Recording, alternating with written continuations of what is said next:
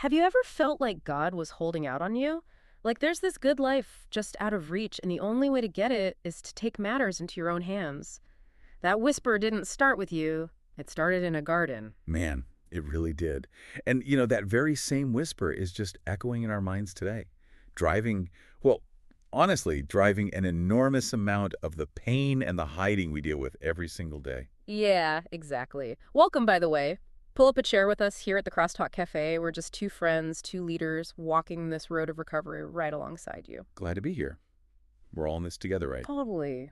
So, we've been talking a lot lately about taking a personal inventory, looking at the wreckage, examining our habits, our hang-ups. Which is incredibly brave work, by the way. Doing an honest inventory takes a lot of guts.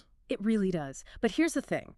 If you do this honestly, you inevitably hit a wall. Oh, absolutely. A massive one. Right. You dig through all the layers of your behaviors, your past decisions, and you just hit this bedrock of something so heavy you hit shame. Yeah. Shame. That is exactly where you end up when you truly look inward without any filters. And, we really need to pull apart the difference between guilt and shame right here. Because they aren't the same thing at all, are they? Not even close. Yeah. They operate entirely differently in our bodies and our spirits.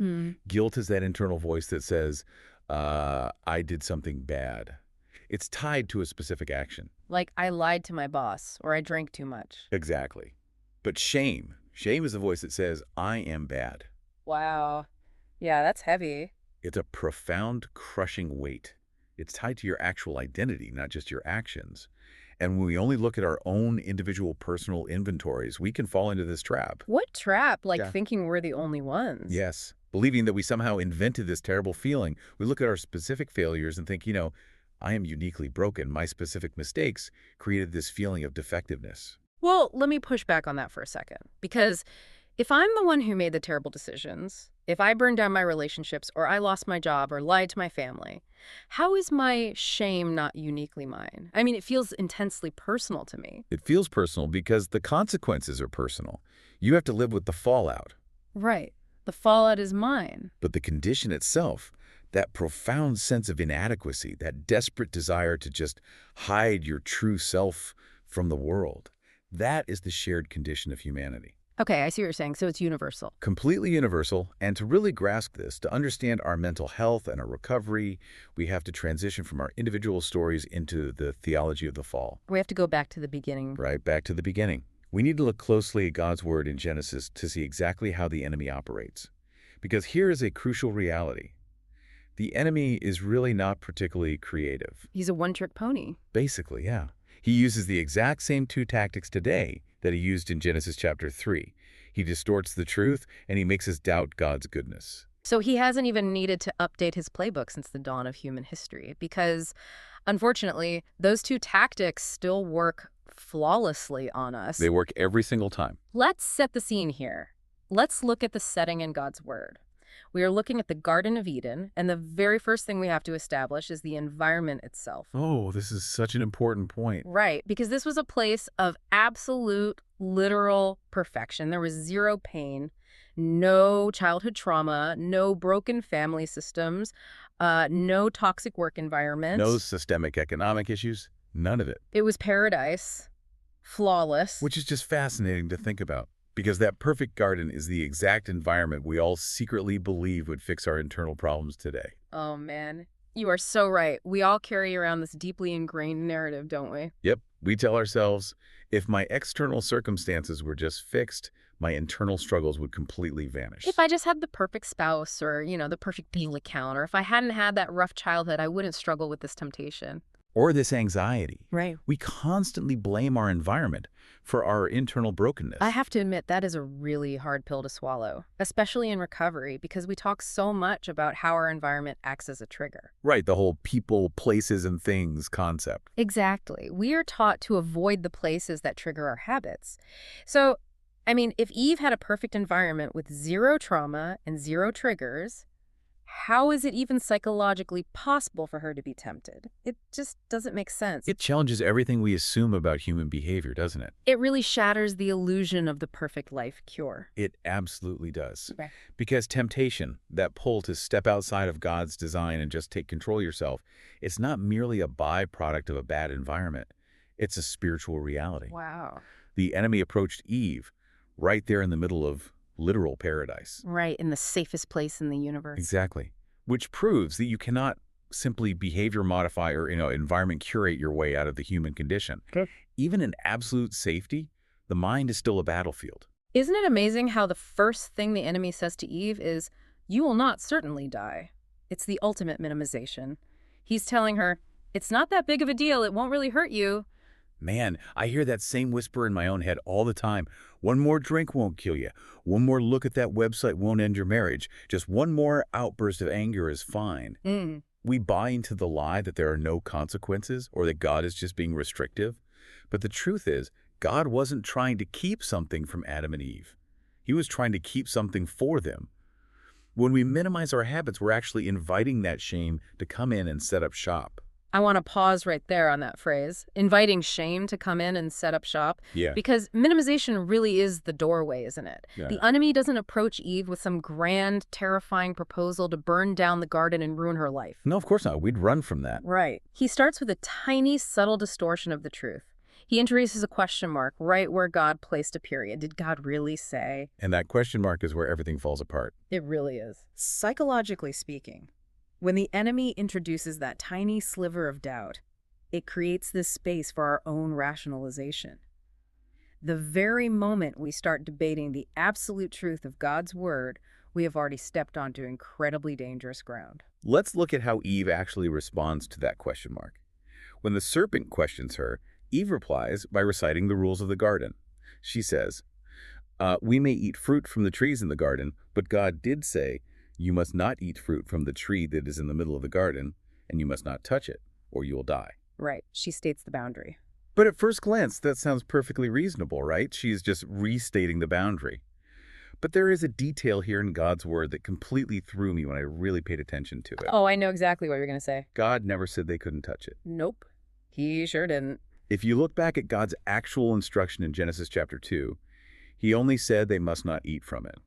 Eve added the phrase, "and you must not touch it." She totally exaggerated the boundary. She essentially added her own addendum to God's word. But I just don't understand why she would do that. Why would Eve make the rules stricter on herself? It's weird, right? Right. It is. If she is already feeling the pull of temptation, wouldn't she want to make the rule lighter?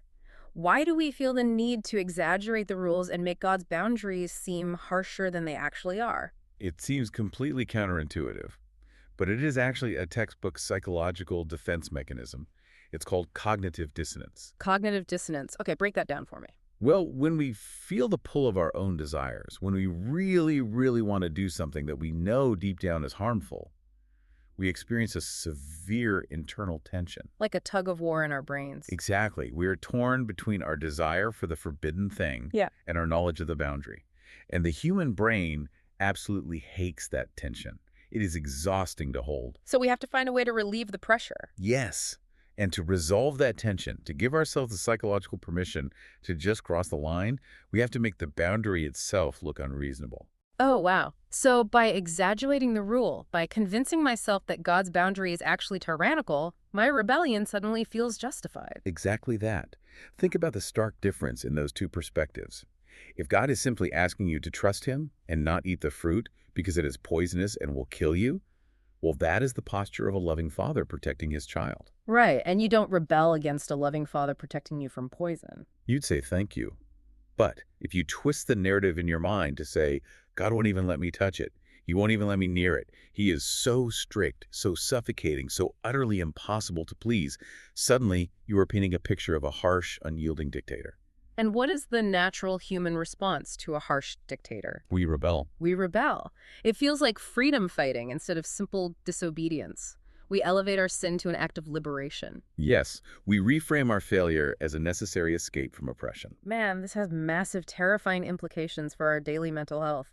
Think about how often we do this with the boundaries in our own lives right now. We do it all the time. We magnify the difficulty of doing the right thing. We take God's protective, loving boundaries, like the command to pursue honesty, or to maintain sobriety, or practice forgiveness, and we twist them in our minds. We twist them until they feel like crushing, impossible burdens. Exactly. We tell ourselves incredibly distorted lies. We say, God expects me to be perfectly, completely honest 100% of the time without ever having a complex emotional reaction. And I just can't do it, so I might as well lie to protect myself. Even though God never asked for emotional perfection. Right. He asks for surrender and truthfulness. Yeah.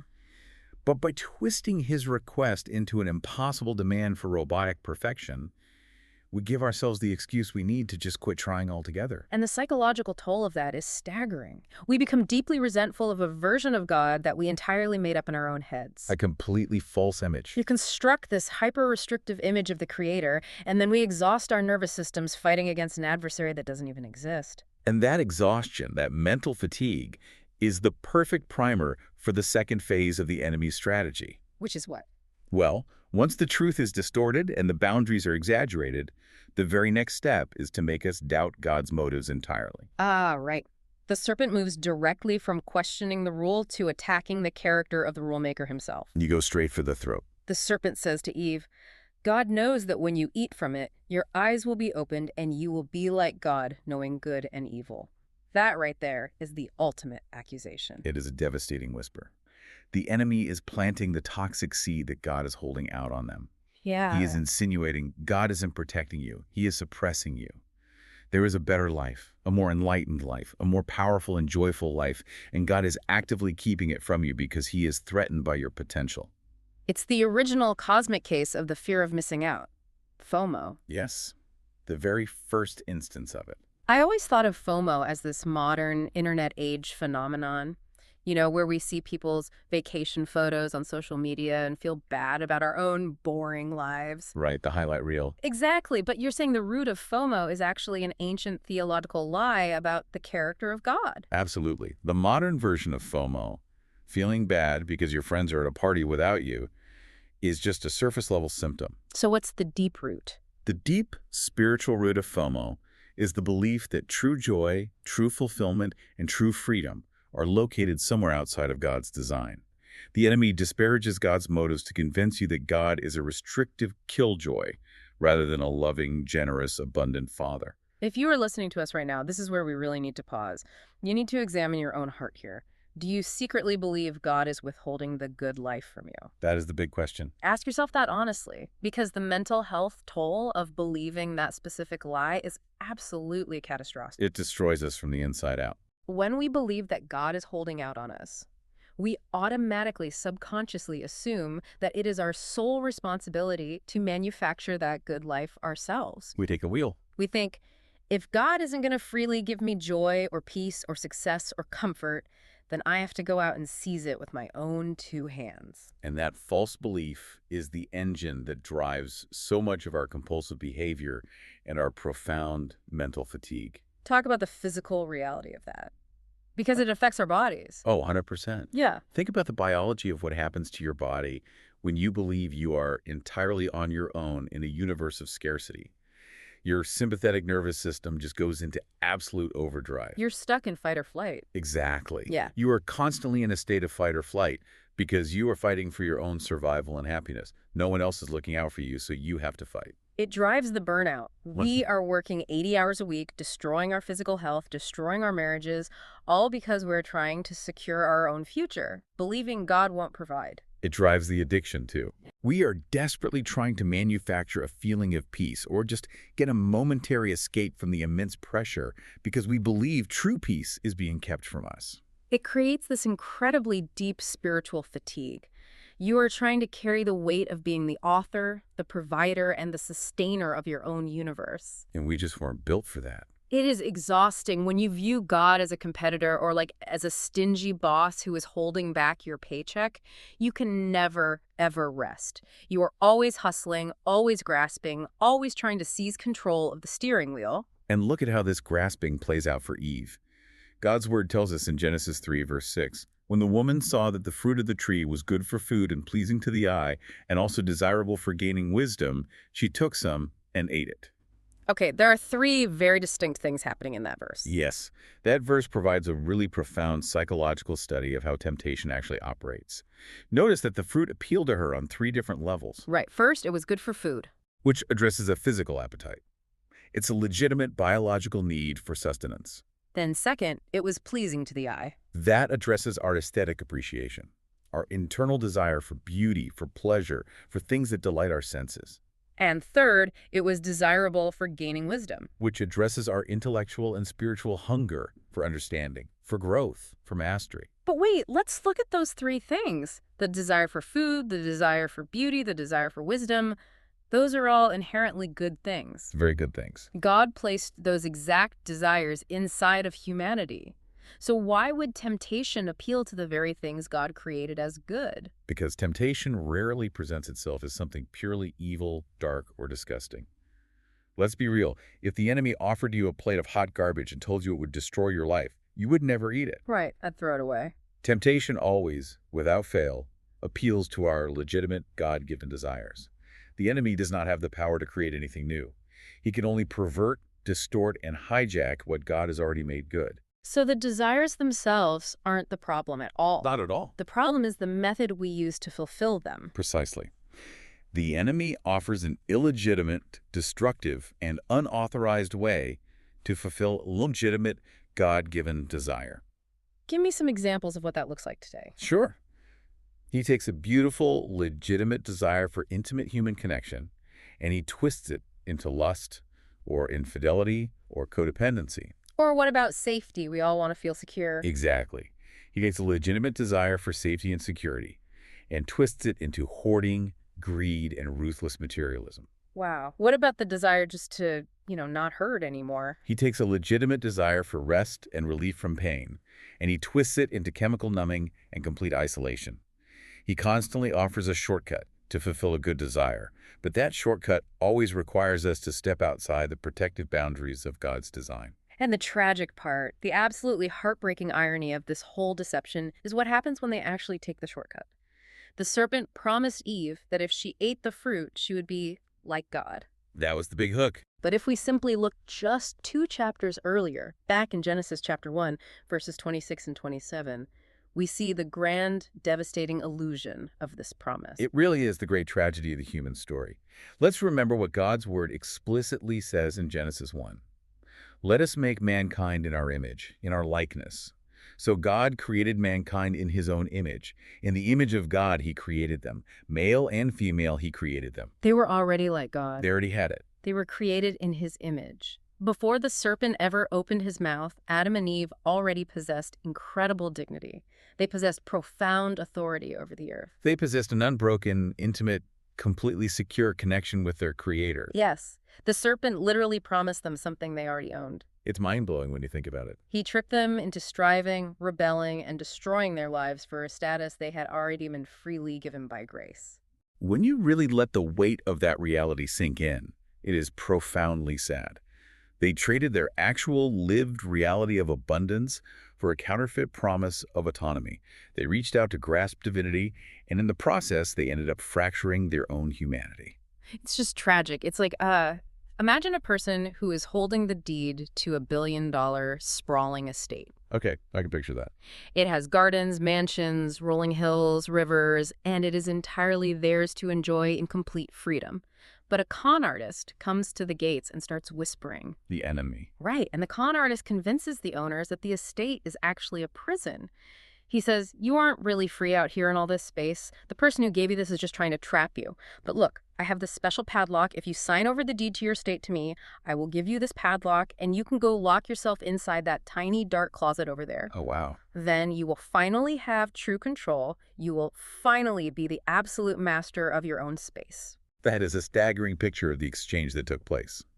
They willingly traded the vast, beautiful, expansive freedom of God's design, the estate they already legally owned, for the illusion of control inside a dark, confined, suffocating space. They traded the deed for a padlock. They traded the deed for a padlock. And the terrifying truth is that we do exactly the same thing today. Every single day. The enemy comes to us when we are stressed or hurting and says, if you surrender this situation to God, you will be miserable. He won't handle it right. Take control.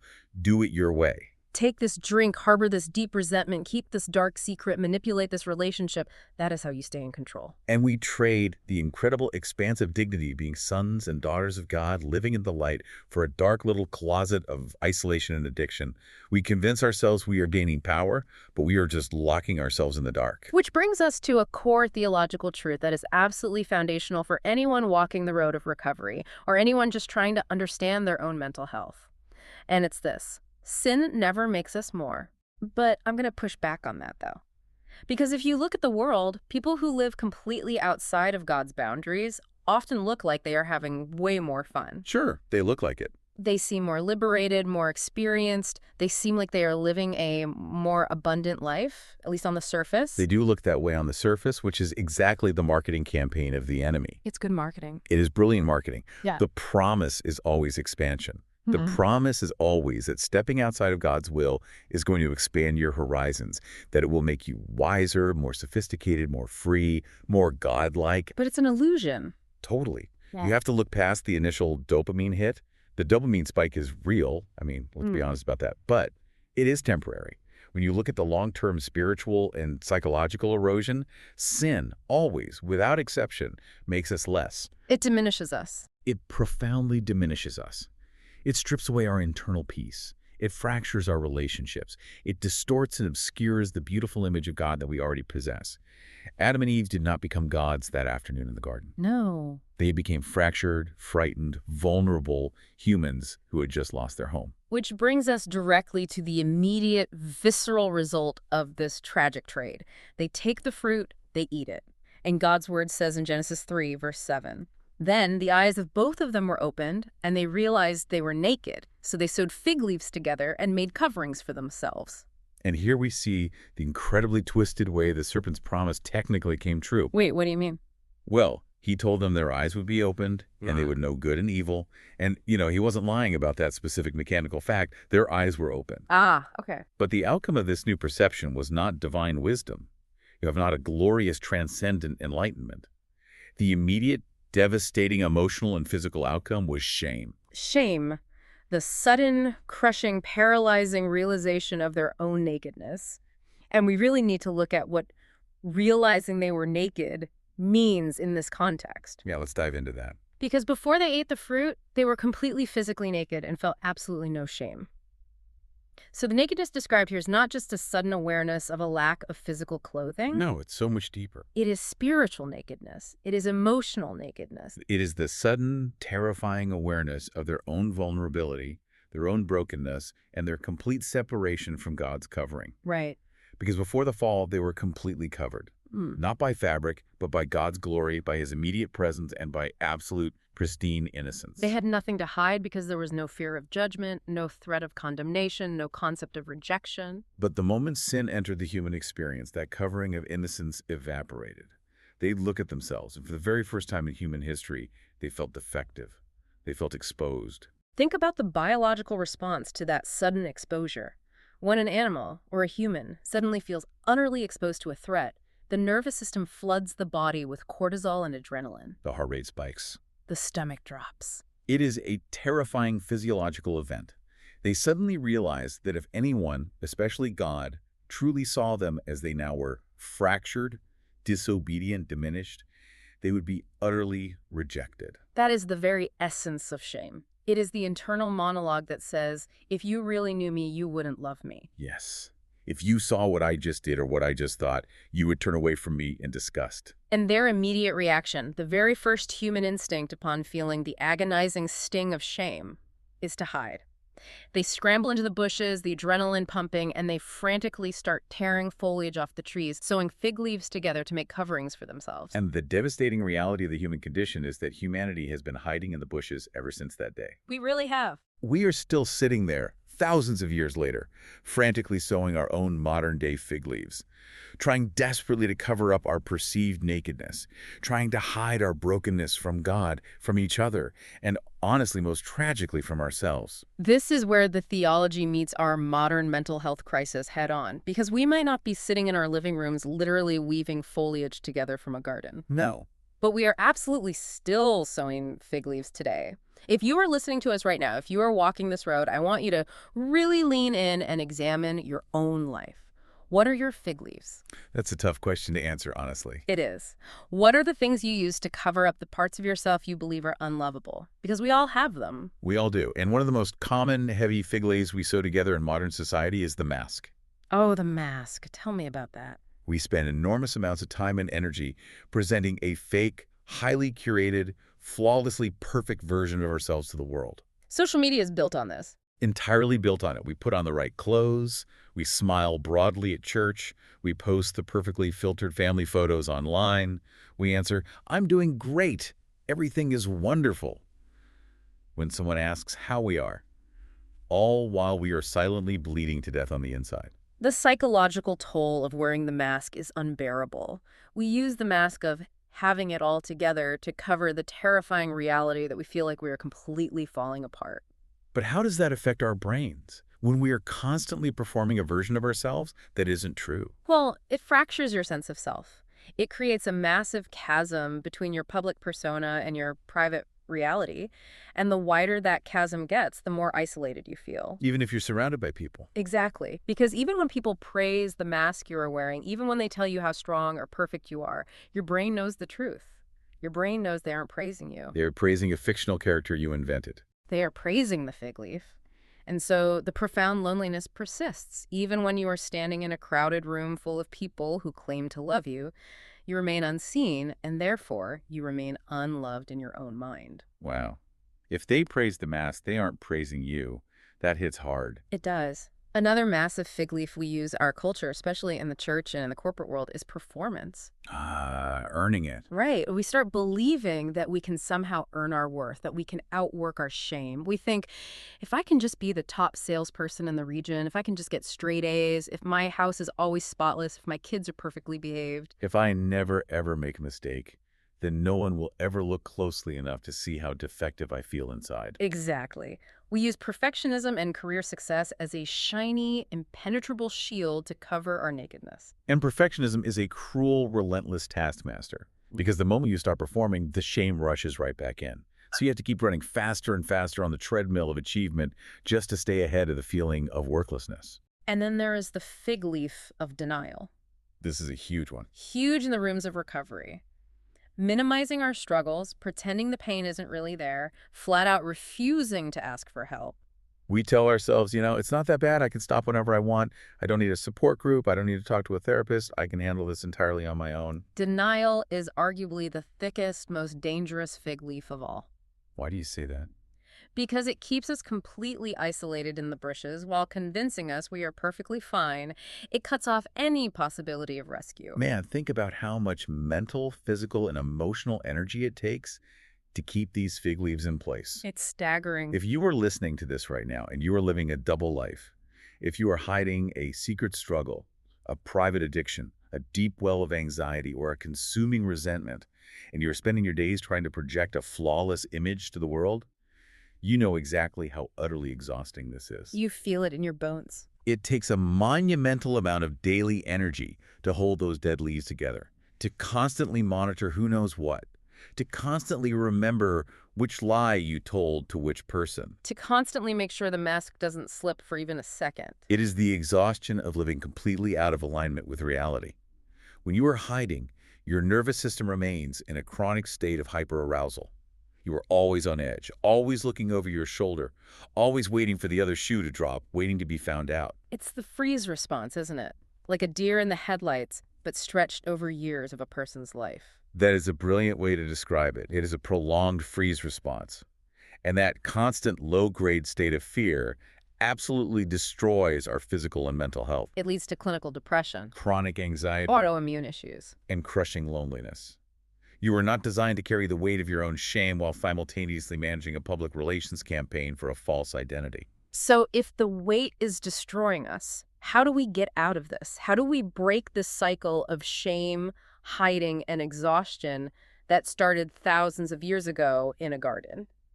The solution, the very first terrifying step of true recovery, begins the exact moment we make the decision to stop hiding. We have to come out of the bushes. We have to come out of the bushes. But coming out of the bushes means exposing the nakedness we just spent all this energy trying to cover up. That feels like stepping into the line of fire. It feels like death to our pride. But to step into the light, we first have to admit the complete and utter failure of our own internal wisdom. We have to realize that leaning on our own understanding, trying to control our own lives, listening to the whisper that God is holding out on us. Manufacturing our own fig leaves. Exactly. That is exactly the strategy that led us into the bushes in the first place. Our way, our best thinking, does not work. We have to drop the fig leaves. We have to look at the mask, the performance, the denial, and admit that our own attempts to cover our shame are flimsy, temporary, and exhausting. Think about a real fig leaf. Separated from the tree, it dries up, turns brittle, and blows away in the wind. It requires constant replacement. It is not a permanent solution. We need a true covering. And the most incredible, breathtaking truth of God's word is that he does not leave us shivering in the bushes with our dead leaves. We need Jesus Christ to clothe us in his righteousness. That is the beautiful, life-saving contract at the heart of the gospel. The covering we manufacture for ourselves is based on our performance, our hiding, our frantic, exhausting efforts. It is fragile, it is isolating, and it constantly fails. But God's covering, provided through Christ, is based entirely on his perfect grace. It is secure, it is eternal, and most importantly, it brings us back into intimate relationship. because when Christ covers us, we don't have to spend another ounce of energy hiding our brokenness. No, because his perfect righteousness is what defines us, not our failures. And the grace of God is so powerfully evident right there, even in the darkest, most tragic moment of Genesis chapter 3. It really is. Adam and Eve have just rebelled. They have just shattered the perfection of the world. They are sitting in the dirt, hiding in the bushes, consumed by shame. And what does God do? He doesn't incinerate the garden. No. He goes looking for them. God's word says, he was walking in the garden in the cool of the day, calling out to them, "Where are you?" Which is such a profound question. Yeah. Because God is omniscient. He wasn't asking for their physical GPS coordinates. Right. The creator of the universe knew exactly which bush they were cowering behind. Where are you was not a question of geography. It was a question of relationship. Wow. He was giving them an opportunity to respond. Yeah. He was giving them a chance to step out of the darkness, to step into the light, to confess their brokenness, and to return to him. Even in the absolute midst of their greatest failure, God's magnificent plans for humanity's recovery and redemption were already in motion. He was already seeking them out. His desire isn't to condemn us in our shame, because if he wanted to condemn them, he wouldn't have gone looking for them with a question. Right. He would have gone looking for them with a sentence. Yes, his desire is to call us out of hiding, to cover our nakedness with his grace, and to restore our broken relationship with him.